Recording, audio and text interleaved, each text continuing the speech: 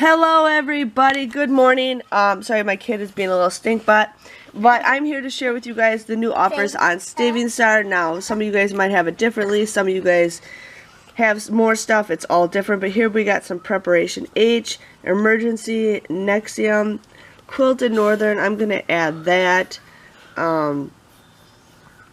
If it'll add, there we go. Here we got some Stella's, Bob's, Boogie Wipes.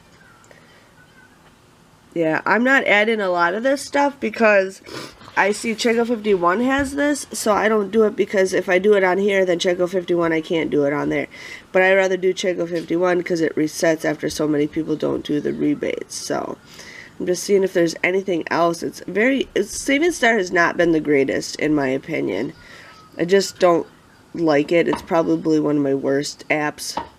And now you have to do a $20 minimum.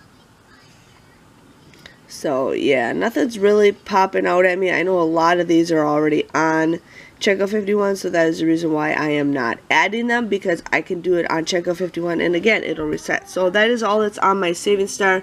Just wanted to share with you guys if you guys had anything new, and I will see you guys all later. Thanks for watching. Bye bye.